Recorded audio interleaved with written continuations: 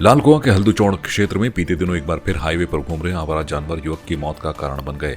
आवारा जानवर ने युवक की छाती से सींग आर पार कर दिया था और इस घटना के बाद जिला प्रशासन नींद से जागा है। प्रशासन के निर्देश पर लालकुआं नगर में नगर पंचायत और राजस्व विभाग की टीम ने आवारा पशुओं को पकड़ने का काम शुरू कर दिया है। साथ ही टीम की ओर से नगर में घूम रहे पशुओं के कान में लगे टैग से उनके स्वामियों के बारे में जानकारी जुटाई जा रही है। इस आधार पर जानवरों को छोड़ने वाले स्वामियों के खिलाफ कानूनी कार्रवाई की जाएगी।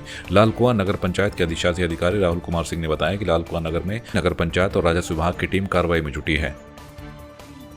समय समय पर नगर पंचायत के कर्मचारी हमारे नगर क्षेत्र में जो आवारा पशु घूमते हैं, क्योंकि आप जानते हैं नगर क्षेत्र से लगा हुआ बहुत सारा ऐसा क्षेत्र है जिसमें कोई भी जिला पंचायत या ग्राम सभा इस टाइप की एजेंसी नहीं है और खेतीहर समाज है। वहाँ पे खेती होती है और जब पशुपालक लोग हैं वो तो उन क्षेत्रों से पशुओं को छोड़ दिया जाता है जब वो उपयोगी नहीं रह जाते हैं। तो नगर क्षेत्र है यहाँ पे, चूँकि भाई पशुओं को भी सुरक्षा खाना चाहिए, तो यहाँ इजीली ये चीज़ें अवेलेबल हो जाती हैं उन्हें और यहाँ पे वो आ जाते हैं यहाँ पे। इसीलिए हम लोगों ने हमारे कर्मचारियों को निर्देश दिया हुआ है कि इसमें जब भी उन्हें इस टाइप से दिखें आवारा पशु तो उन्हें अपने नगर क्षेत्र से हटाया जाए, खदेड़ा जाए, भगाया जाए। हम लोगों ने पीछे भी कई बार अभियान चला के यहाँ से पशुओं को पकड़ के गौशाला वगैरह में भेजा है, लेकिन संख्या बहुत ज़्यादा है और गौशालाओं की क्षमताएं हैं सीमित, तो इसलिए वहाँ पे भी भेजा जाना संभव नहीं हो पाता है। कल भी जिलाधिकारी महोदय के निर्देश के क्रम में हमने और राजस्व विभाग ने और पशु चिकित्सा अधिकारी कार्यालय ने एक अभियान चलाया था, जिसमें हमने नगर क्षेत्र में इस टाइप के जानवरों का चिन्हीकरण करने के लिए प्रयास किया था कि जो टैग लगे हैं और जिन्हें आवारा छोड़ दिया गया है। तो उसमें 2 जानवर ऐसे पाए गए थे जिनके टैग लगे थे और जिन्हें छोड़ा गया था, तो उसकी सूचना हमारे द्वारा उच्चाधिकारियों को प्रेषित कर दी गई थी और जैसा वहाँ से निर्देश होगा उस टाइप की कार्रवाई की जाएगी। इसमें सर जो नगर पंचायत क्षेत्र लालकुआं है और इसके आसपास बिंदुपत्ता एरिया और हल्दूचौड़, यहाँ पर जो आवारा पशु हैं खासतौर से गोवंश, इनमें जो टैग लगे हुए हैं, जो भी गोवंश पे टैग लगे हैं उस टैग के बारकोड द्वारा पशुपालन विभाग चेक कर रहा है कि ये पशु किस स्वामी का है, इसका मालिक कौन है, जिसने इनको आवारा छोड़ दिया है, तो उसका चिन्हीकरण करने की कार्रवाई चल रही है। तो फिलहाल हम टैग लगे पशुओं की जानकारी जुटा रहे हैं। काशीपुर के सुभाष नगर में शुगर मिल रोड पर शराब की दुकान खोलने के विरोध में यहां के लोगों ने उप जिलाधिकारी अभय प्रताप सिंह को ज्ञापन सौंपा। ज्ञापन में कहा कि सुभाष नगर में शराब की दुकान खोली जा रही है, जबकि बताया जा रहा है कि दुकान का आवंटन यहां से 2 किलोमीटर दूर चैती चौराहे के लिए किया गया है। आरोप है कि अनुज्ञापी विभाग से सांठगांठ कर यहां गलत तरीके से दुकान खोलने के फिराक में है। जहां शराब की दुकान खोली जा रही है वहां दंत चिकित्सालय और प्रधानमंत्री जन औषधि केंद्र है, पास में महिला ITI और श्रमिक विभाग का कार्यालय और मंदिर है। ऐसे में वहां दुकान खुलने पर अराजकता बढ़ेगी। संज्ञान में कुछ रिहायशी इलाके से समाचार आया था कि उनके इलाके में जो है, जहाँ पे कि एक हॉस्पिटल भी है, डेंटल हॉस्पिटल है, और एक तरफ जो है वो जन औषधि औषधालय है, और सामने में जो है ITI गर्ल्स स्कूल भी है ITI का, और पीछे में तमाम लोग रहते हैं। तो वहाँ पे सुना कि यहाँ पे एक शराब की दुकान खुल रही है, लाइसेंस दे दिया गया है। तो हमने सोचा कि देखते हैं कि शराब जो लाइसेंस देने का क्या उसका जो है मतलब जो नॉर्म्स होता है उसको मैंने चेक किया, तो पाया कि 100 मीटर के अंदर में ये सब कुछ नहीं होने चाहिए। ना स्कूल होना चाहिए, ना कोई हॉस्पिटल होना चाहिए, ना कोई दवाई की दुकान होनी चाहिए, ना मंदिर, ना मस्जिद, ना चर्च, कुछ नहीं होना चाहिए। लेकिन वहाँ पे सभी चीज़ मौजूद हैं। ऐसी परिस्थिति में कैसे करके सर्वे किया हमारी समझ से बाहर है, और यहाँ का प्रशासन भी इस पर संज्ञान लेकर तुरंत कार्रवाई करना चाहिए।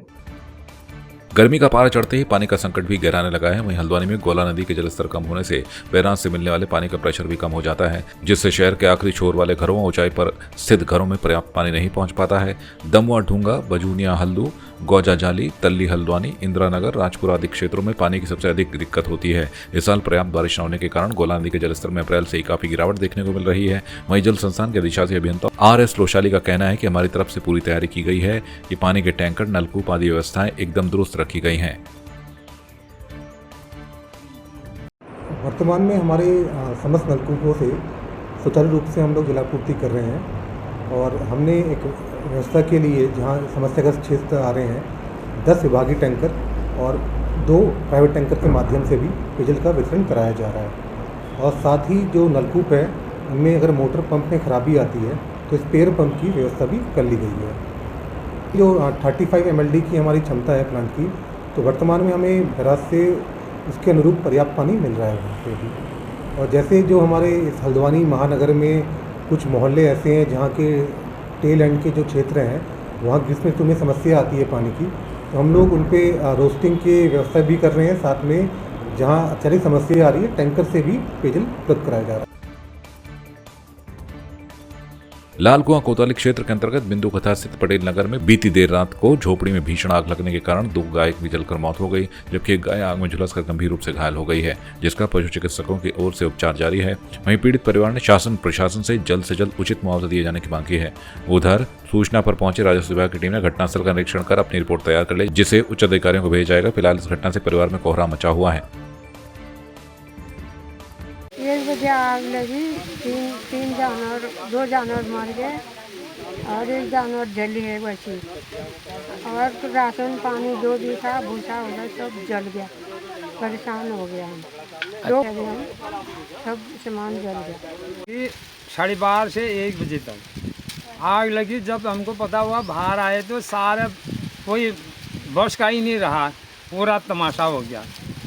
उसके बाद 2 गाय वहीं जल के मर गई, 1 गाय घायल होकर के भाग गई और फिर 11,000 का भूसा जला, खाने पीने का राशन बढ़ा, 2-3 कट्टा चौकड़ पशु आहार जला, बर्तन सारे जले, वहाँ खाने का सामान भी हुआ, जानवरों का भी अपना का भी। जानवरों को भूसा राशन लगा करके 2.5-3 लाख का नुकसान ठहरा वो सभी। महोदय, कल शाम 12-1 बजे की बात है, जिस टाइम पर ये बहुत तेज़ हवा तूफान लगा, तो उस समय हम सभी लोगों को सूचना दी। आग इतनी विकराल रूप धारण कर ली थी कि कोई नहीं बचा पाया। फायर ब्रिगेड की गाड़ी तब आई जब जानवर सारे जल गए थे। 2 गाय जल गई, 1 अधजली हो गई और इनका खाने पीने का सारा सामान जो भी इन्हें आज तक मेहनत करके कमाया था, अपनी रोजी रोटी सारा इनका जल के राख हो गया। मैं शासन प्रशासन से ये गुहार लगाता हूँ कि इन गरीबों को उचित मुआवजा दिया जाए। इनका 6 से 7 लाख का नुकसान यहाँ पर हो चुका है। अब इनके शाम को खाने के लिए ना ही बर्तन है, बर्तन भी इनके जल चुके हैं, कपड़े सारे जल चुके हैं। इन वृद्धों का कोई सहारा नहीं है। आजीविका का साधन इनका जानवर थे, वो भी इनका जल के राख हो चुका है। शासन प्रशासन कई लोग यहाँ पर आए, पत्रकार महोदय भी आए। मैं यही मांग करता हूँ इन ज़रूरतमंदों को इनके नुकसान के समय इनका जो भी नुकसान हुआ है शासन प्रशासन इनका मुआवजा दिलाने की इनकी संपूर्ण मदद करें। हमारे 2 गाय जलकर मर गई हैं। केसर सिंह जी की गाय थी, 1 गाय घायल हुई है। मौके का निरीक्षण कर लिया गया है, इसकी जांच कर रहे हैं। जांच के बाद हम इसमें रिपोर्ट आगे प्रेषित करेंगे। अनुमानित नुकसान लगभग 2 लाख के लगभग है। मांग की है, लेकिन इसमें जांच जारी है। जो भी नियम होगा उसके अनुसार अग्रिम कार्रवाई। उत्तराखंड बोर्ड परीक्षा 2024 के परीक्षा परिणाम के आधार पर बागेश्वर जनपद प्रदेश में प्रथम स्थान पर रहा है। बागेश्वर जनपद में हाई स्कूल में 95.42% व इंटरमीडिएट में 95.42% स्टूडेंट्स पास हुए हैं। इसके साथ ही 10वीं में 5 व 12वीं में 10 स्टूडेंट्स ने स्टेट मेरिट में स्थान पाया है। वहीं विद्या भारती की ओर से संचालित विवेकानंद विद्या मंदिर इंटर कॉलेज व सरस्वती शिशु मंदिर के बच्चों ने जनपद को यह उपलब्धि दिलाई है।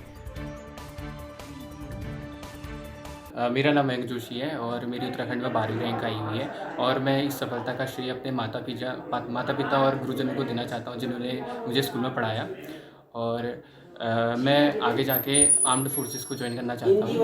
और अगर किसी को इस प्रकार का अपनी लाइफ में करना है तो एक टाइम टेबल होना चाहिए, उसको फॉलो कर के ही होता है। और कंसिस्टेंसी मेंटेन होनी चाहिए और तभी ये चीज़ें हो पाती हैं। मैं अश्विनी जोशी और मेरी क्लास 12th पे 92.29% बनी है और उत्तराखंड मेरिट लिस्ट में 22वां स्थान आया है। और अब मैं फ्यूचर पे एनडीए की प्रिपरेशन करूँगा और इंडियन आर्मी ज्वाइन करने की कोशिश करूँगा। मेरा नाम सोनी कड़िया और मैंने मेरे जो 12th में परसेंट थे 93.4 थे और मैंने पूरे उत्तराखंड में 16th रैंक हासिल की है। और खुशी हो रही है, अपने से ज़्यादा खुशी ये सोच की हो रही है कि मेरे घर वाले, मेरे सिस्टर्स और मेरे टीचर्स खुश हैं। बाकी सारा हार्डवर्क मेरा भी है और मेरे से ज़्यादा मैं अपना हार्डवर्क का सारा श्रेय टीचर्स और अपने पेरेंट्स, अपने सिस्टर्स को देना चाहूँगी। नाम नितिन वर्मा है। मैं अभी 12वीं की बोर्ड में 25th रैंक आई है, मेरे 91.6% बनी है और मैं इंजीनियर बनना चाहता हूँ। और मेरे घर वालों का और टीचर्स का और सबका बहुत अच्छा सपोर्ट रहा है मुझको। और मैं आगे और मेहनत करके एक अच्छा इंजीनियर बन के अच्छा काम करना। मेरा नाम कुमकुम चौबे है और मैं विवेकानंद विद्या मंदिर इंटर कॉलेज मंडलसेरा बागेश्वर की छात्रा हूँ। मेरी 12th में अभी 14th रैंक आई है और मेरी परसेंटेज 93.8 है। आज मुझे बहुत ज़्यादा खुशी हो रही है क्योंकि 10th में भी मेरी रैंक आई थी 8th रैंक, और 12th में भी मेरी रैंक आई है। और मैं अपनी सफलता का श्रेय अपने पेरेंट्स को और अपने टीचर्स को देना चाहूँगी। उन्होंने मुझे बहुत सपोर्ट किया है, बहुत मोटिवेट किया है, और मैं अपने फ्यूचर में सिविल सर्विसेज में जाके अपने देश की सेवा करना चाहती हूँ। अमन गिरी है, मेरी प्रदेश में रैंक 14 आई है, मेरी परसेंटेज 93.8 है और मेरा इस परसेंटेज को लाने में सहयोग रहा है माता पिता और मेरे गुरुजनों का। और मैं अपने class teacher mister Amit Dwivedi sir को बहुत धन्यवाद देना चाहूँगा इस कठिन परिश्रम के लिए मेरे पीछे, और मेरे माता पिता को भी बहुत धन्यवाद देना चाहूँगा। उन्होंने मेरे पीछे बहुत परिश्रम किया है और पढ़ाई में पूरा सहयोग किया। मेरे स्कूल का नाम सरस्वती शिशु मंदिर इंटर कॉलेज 84 बागेश्वर है। मैं अपनी सफलता का श्रेय सारे मेरे स्कूल के टीचर्स और अपनी पूरी फैमिली को देना चाहूँगी, जिनकी मेहनत की वजह से मैं आज यहाँ पर हूँ और मैंने बागेश्वर में फर्स्ट पोजीशन आई है मेरी, और पूरे उत्तराखंड में 20वीं रैंक आई है। मैं भविष्य में एक सॉफ्टवेयर इंजीनियर बनना चाहती हूँ और देश में अपना योगदान देना चाहती हूँ। आपकी इस पर क्या राय है, हमें कमेंट कर जरूर बताएं। इसके साथ ही आप हमारे YouTube चैनल को सब्सक्राइब कीजिए। आप हमें Facebook, Instagram, Twitter और कू ऐप पर फॉलो भी कर सकते हैं। और संवाद 365 के साथ एक क्लिक में जुड़ने के लिए डाउनलोड कीजिए संवाद 365 ऐप।